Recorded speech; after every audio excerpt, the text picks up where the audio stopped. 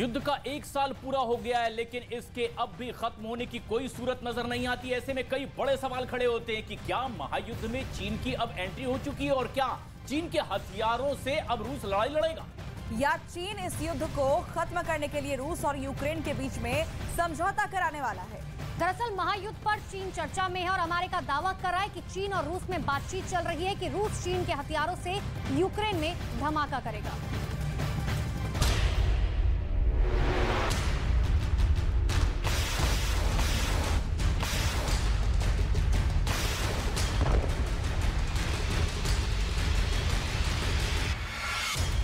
Ukraine की जंग में रूस की तरफ से अब चीन उतरने वाला है।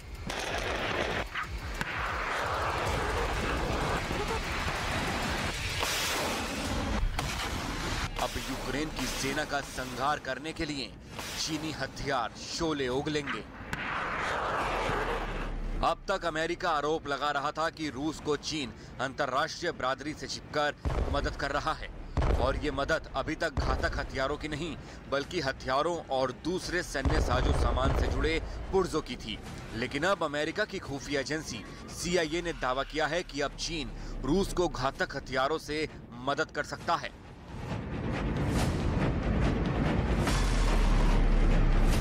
अमेरिका की ओर से ये आरोप लगाना कि चीन के राष्ट्रपति शी जिनपिंग महायुद्ध में हथियारों की सप्लाई करके इस तरह से उतरने वाले हैं, ये बाइडेन प्रशासन के पहले के आकलन में नाटकीय बदलाव है, क्योंकि अमेरिकी राष्ट्रपति ने भरोसा दिया था कि उनके पास ऐसे कोई सबूत नहीं है जो तस्दीक करते हैं कि बीजिंग मॉस्को को हथियारों की सप्लाई कर रहा है या करने पर विचार कर रहा है।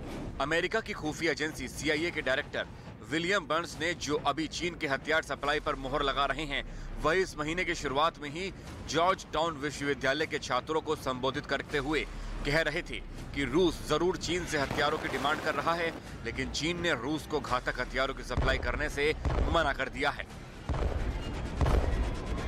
एक तरफ अमेरिका ये उम्मीद जता रहा है कि भारत और चीन रूस को यूक्रेन में टेक्निकल न्यूक्लियर वेपन इस्तेमाल करने से रोक सकते हैं, और दूसरी तरफ चीन पर भी आरोप लगा रहा है कि वो रूस को विनाशक हथियारों की खेप भेज सकता है। हालांकि इस दावे पर अमेरिका अब तक कोई सबूत नहीं पेश कर सका है। विलियम बर्न्स के मुताबिक चीन ने अभी तक हथियार सप्लाई का फैसला नहीं किया है। अमेरिका के पास हथियार सप्लाई के सबूत भी नहीं हैं। पिछले हफ्ते एंटनी ब्लिंकन ने भी दावा किया था। ब्लिंकन के मुताबिक चीन रूस को घातक हथियार देगा।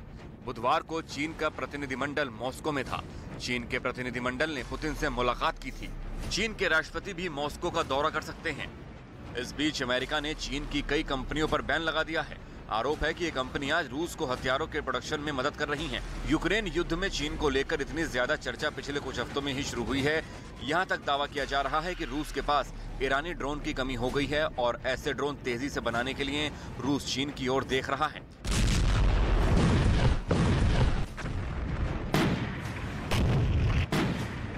जानकार मानते हैं कि चीन पर ऐसी जानकारियां बिना किसी सबूत के सार्वजनिक करने के पीछे अमेरिका का दूसरा मकसद हो सकता है, क्योंकि ये बातें ऐसे समय में सामने आ रही हैं जब चीन ने युद्ध रोकने का एक फॉर्मूला दिया है।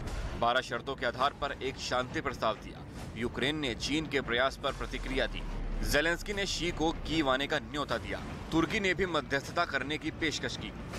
ऐसा माना जा रहा है कि अमेरिका नहीं चाहता कि यूक्रेन और रूस युद्ध में शांति और समझौते को लागू कराकर चीन हीरो बन जाए। ऐसे में ये एक संभावना हो सकती है कि CIA की ओर से ऐसी खुफिया जानकारियां आम की जा रही हैं, जिससे साबित किया जा सके कि बीजिंग कीव के खिलाफ काम कर रहा है।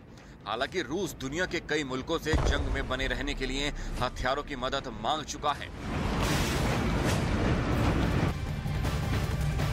चीन के पास एक से एक घातक मिसाइल मौजूद है, जिनका पुतिन को मिलना यूक्रेन के लिए खतरे की घंटी साबित हो सकता है। जी, हम आपको बताते हैं कि आखिर चीन के पास वो कौन कौन सी मिसाइलें हैं जिसके दम पर वो लगातार धमकियां देता रहता है। देखिए, रेंज के हिसाब से सबसे पहले आपको समझाते हैं। DF-15 की बात करें, जो इसकी रेंज 725 से 850 किलोमीटर है। और चीन के पास कई ऐसी विनाशकारी मिसाइल मौजूद हैं, जिनमें की DF-15 जो 750 से 850 किलोमीटर और DF-16 जो कि 700 किलोमीटर तक की मारक क्षमता रखता है। इसके अलावा भी कुछ और मिसाइल है जिनके बारे में बात करते हैं।